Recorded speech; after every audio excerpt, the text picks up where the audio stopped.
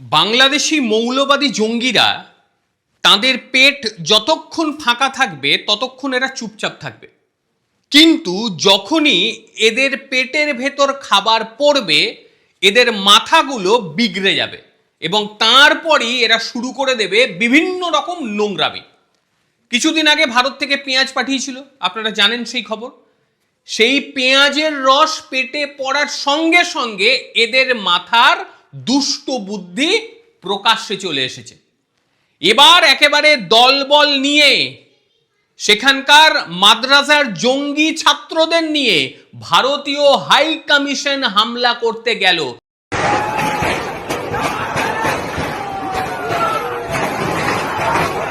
একটা হাই কমিশনে হামলা করার মতন অবস্থা যখন যে দেশের তৈরি হয় তখনই বোঝা যায় যে সেই দেশটা ঠিক কতটা মৌলবাদীদের দ্বারা আক্রান্ত হয়ে রয়েছে। আর সেই সময় ঢাকায় পাকিস্তানি হাই কমিশনে কর্মরত 3 জন আইএসআই কর্মকর্তা তারা পুরো বিষয়টি পরিচালনা করেছে, বলবো সবটা। আর ভারতীয় হাই কমিশন যেভাবে হামলা হতে যাচ্ছিল, আর যদি হামলা হতো তাহলে পরিস্থিতি ঠিক কোন জায়গায় পৌঁছতো এই অশিক্ষিত মূর্খ নরপিশাচরা ভাবতেও পারছে না কি হতে পারত।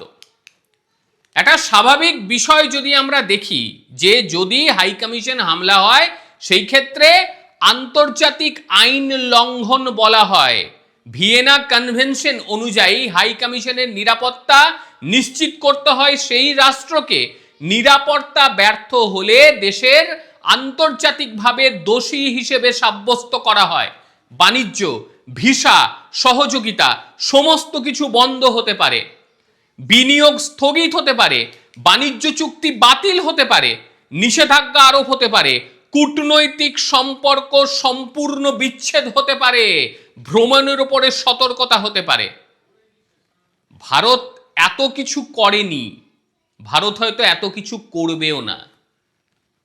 এই বোকা, বর্বর, অসভ্য, অশিক্ষিত, জানোয়ার মানসিকতার কিছু মৌলবাদী তারা চাইছে যুদ্ধ করতে। এরা জানেই না যুদ্ধ মানে কি, ভারতের ক্ষমতা সম্পর্কে এরা একেবারে অবগত নয়। একেবারে আমি দায়িত্ব নিয়ে বলছি, ভারত যদি আজকে ঘোষণা করে এবং দিনক্ষণ দিয়ে বলে যে এই দিন থেকে বাংলাদেশের সঙ্গে আমাদের সমস্ত বাণিজ্য চুক্তি আমরা বাতিল করব, কোনো জিনিস আর বাংলাদেশে পৌঁছবে না, আপনি দেখবেন সুর বদল হয়ে গেছে।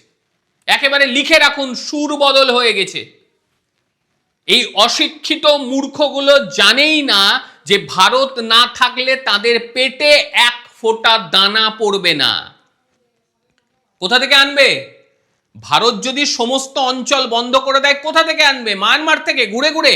আর মায়ানমারের আকাশপথ বন্ধ করাটা ভারতের কাছে একেবারে ইজি অ্যাক্সেস। আর তার সঙ্গে বে অফ বেঙ্গল, সেই বে অফ বেঙ্গলও ব্যবহার করতে ভারত দেবে না, সেই সক্ষমতা ভারতের রয়েছে। শেখ হাসিনা এই দেশটার জন্য অনেক খাবার মজুত করে রেখেছিল, শস্য, কারণ সে জানতো কিভাবে দেশ চালাতে হয়, কিভাবে দেশের মানুষকে খাবার তুলে দিতে হয়। সেই কারণেই মজুত করে রেখেছিল সেই খাবার। আর এই জেহাদি জন্তুগুলো সেই সমস্ত খাবারগুলোকে নিমেষে নিঃশেষ করে দিয়েছে। বাংলাদেশের কাছে বর্তমান সময় আর 1 মাসেরও খাবার নেই, একদম 30 দিনেরও খাবার মজুত নেই। এই দেশটার যদি সাপ্লাই লাইন, খাবারের সাপ্লাই লাইন কেটে দেওয়া হয়, অবলীলাক্রমে এই গোটা দেশটা ভেঙে পড়বে এবং পেটের জ্বালায় ছটফট করবে। সাধারণ মানুষের কষ্ট হবে, কিন্তু এই জেহাদি মৌলবাদী মানসিকতার যে সমস্ত মাদ্রাসাগুলি রয়েছে, যারা সেখানকার সন্ত্রাসী তৈরি করার মূল আখড়া, তারা মরবে সবার আগে। কারণ তাদের কাছে পেটে খাবার জোটা মানে বদমাইশি শুরু। এরা কোনোভাবে গচ্ছিত টচ্ছিত রাখে না, এগুলো তাদের মানসিকতায় আসে না। তাদের মানসিকতা শুধুমাত্র ভাঙচুর। ছবিগুলো দেখেছেন তো? ছবিগুলো দেখেছেন কি পরিমাণে, কি পর্যায়ে নোংরামি চলছিল সেখানে? একেবারে লাফালাফি। কোথায় করছিস বাবা? তোর দেশেই করছিস। ভারত কি করলো? এর মধ্যে কোন রকম অ্যাকশন নিয়েছে? ভারত তো কিছুই করেনি, অথচ এরা লাফালাফি শুরু করেছে। বাংলাদেশের সাধারণ মানুষ তারা জানে যে কেন এই লাফালাফি চলছে, কেন ভারতের নাম ডেকে আবারও সেই নোংরামি শুরু হয়েছে, এটা সবাই জানে। এদের নির্বাচন বন্ধ করার ইচ্ছে। সেখানকার মোহাম্মদ ইউনুস, মানে জঙ্গি ইউনুস কথাটা বলাটাই বেশি শ্রেয়, সেও চাইছে যাতে নির্বাচন না হোক। এই রকম অরাজকতা পরিস্থিতি যত থাকবে ততদিন সে থাকতে পারবে বাংলাদেশের মধ্যে। সেই কারণেই তারা এই ধরনের ঘটনা ঘটাচ্ছে। অথচ এই অশিক্ষিত মাদ্রাসা ছাপ ছাত্ররা তারা কিন্তু বোঝার ক্ষমতা রাখছে না। তারা ভাবছে ভাঙ চুর এরকমই যদি অরাজকতা চলে তারা মনে হয় যে খুব ভালো থাকবে। এটা ভালো পরিস্থিতি? ভারত কি করেছে? দীর্ঘ সময় ধরে ভারতের উপর দোষারোপ করে যাচ্ছে। এর মধ্যে ভারত কি করেছে? উল্টে ভারতেরই তোমরা ক্ষতি করে যাচ্ছ। এই লাফালাফির পেছনে আর একটা কারণও রয়েছে। এই কয়েকদিন আগে জানলাম যে লাফালাফিটা ঠিক কেন করছে, আর কেনই বা তারা বলছে সেভেন সিস্টার দখল করে নেব। United liberation front of Assam, ULFA, জানেন এই নামটার সঙ্গে আপনারা পরিচিত। সেখানকার দীর্ঘদিনের নেতা পরেশ বড়ুয়া। অবশ্য পরেশ বড়ুয়া বর্তমানে United liberation front of Assam independence মানে উলফা আই তার সদস্য। এতদিন সে মায়ানমার চীন সীমান্ত অবস্থান করছিল, সেখান থেকে খেদানোর পর এখন সে জুটেছে বাংলাদেশে। আগে হ্যাঁ, সে এখন বাংলাদেশে রয়েছে, ঢাকাতে রয়েছে, সেখানকার বিভিন্ন মৌলবাদীদের সঙ্গে যোগাযোগ করে সেভেন সিস্টারকে উত্তপ্ত করার চেষ্টা করছে। আমার কথা নয়, আনন্দবাজার পত্রিকা এবারে পরশুদিন খবরটা বার করেছে। কি লিখেছেন দেখুন, ঢাকায় আলফা নেতা পরেশ বড়ুয়া, নতুন ছক বাংলাদেশের একদম। এবার জামাত নেতাদের সঙ্গে ঘনিষ্ঠভাবে সে যোগাযোগ রেখেছে। বহু সেনা অফিসার পালাবদলের সময় তারা এসেছে এবং তাদেরকে সঙ্গে নিয়ে উত্তর পূর্ব রাজ্যগুলোকে উত্তপ্ত করার একটা প্রচেষ্টা চলছে। এই পরেশ বড়ুয়াকে কাছে পেয়ে বাংলাদেশিরা এত উঠছে।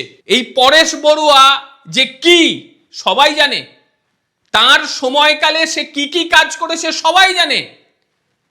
ভারতীয় নিরাপত্তা যে সমস্ত সংস্থা রয়েছে তাদের কাছে মোস্ট ওয়ান্টেড ব্যক্তি, শুধু ভারতের নয়। 1997 সাল থেকে ইন্টারপোলের রেড নোটিশ জারি করা হয়েছে এই ব্যক্তির বিরুদ্ধে। স্বাধীন আসামের নামে বিভিন্ন রাজনৈতিক হত্যাকাণ্ড ঘটিয়েছেন তিনি, অভিযোগ রয়েছে তার উপরে। একাধিক হত্যাকাণ্ড, মুক্তিপণ চাওয়া হয়েছে, অপহরণ করা হয়েছে, চাঁদাবাজি করা হয়েছে, মানে বাংলাদেশের কথায় চাঁদাবাজি, আমাদের কথায় তোলাবাজি, এইগুলো করা হয়েছে। এত কিছু কুখ্যাত রয়েছেন তিনি। আর এই উগ্র জাতীয়তাবাদী নেতা 2010 সালে তখন থেকেই কিন্তু মারাত্মকভাবে দুর্বল হয়ে যায়, মাটি পাচ্ছে না, যে কোনো জায়গায় সে পা দেবে সেই ক্ষমতা তার নেই। ভারত এই পরিস্থিতি তৈরি করে দিয়েছে। আর বর্তমানে সে এখন গিয়ে জুটেছে বাংলাদেশে, কারণ মিয়ানমারে ভারতের অ্যাক্সেস সর্বাধিক রয়েছে।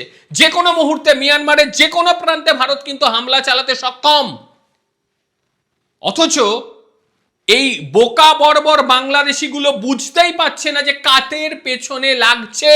তারা পাকিস্তানের সঙ্গে মিশে এই ধরনের কাজকর্ম করছে। তো পাকিস্তান খাবার দেবে না, খাবার দেবে আমাদের ভারতবর্ষ। আমার তো মনে হয় ইমিডিয়েট ভারতের উচিত সমস্ত রকম কিছুকে একেবারে বন্ধ করে দেওয়া, একেবারে বন্ধ, এদের সঙ্গে কোনো রকম যোগাযোগ না রাখা। আর কত সহ্য হবে? ভারতের তো একটা লিমিট আছে। আর যদি আক্রমণ হয়, কোনো কারণে ভুলবশত আক্রমণ হয়, এই জঙ্গি অশিক্ষিত মাদ্রাসা ছাপগুলো বুঝতে পারছে না যে কি হবে, কি হবে তাদের দেশের মানুষের সঙ্গে। ভারতবর্ষ শিক্ষিত তো, তারা বোঝে, তারা মানবিকতা কি বোঝে। কিন্তু যখন তারা বুঝবে আর সেখানে মানুষ নেই, সবাই জঙ্গি হয়ে গেছে, তখন বোঝাবে ঠেলাটা ঠিক কি। এত কিছু করার দরকার নেই। ওই যে বললাম যে একটা দিন ঘোষণা করে দিক, যে এই দিন থেকে বাংলাদেশের সঙ্গে সমস্ত রকম যোগাযোগ বিচ্ছিন্ন হয়ে যাবে। তারপর দেখুন ঠেলা, তারপর দেখুন কিভাবে পায়ে ধরা শুরু হয় এদের। বে অফ বেঙ্গল থেকে আসবে না, সেখানেও ব্লক করে দেবে ভারতবর্ষ। মায়ানমার থেকে আনার মতন ক্ষমতা নেই। আর যদি মায়ানমারকে খুলেও দেয়, ঘুরে নিয়ে আসবে পাহাড় পর্বত ডেঙ্গে, তারপর আপনাদের কাছে খাবার পৌঁছবে। চালের দাম কত হবে আইডিয়া করতে পারছেন না। আর আপনাদের দেশে যা উৎপাদন হয় সেটা নিজের দেশের মানুষের পেট ভরানোর জন্য একেবারে যথেষ্ট নয়, সেটা সবাই জানেন আপনারা। যাই হোক, এই দেশটা নিয়ে যত কম বলা যায় ততই ভালো।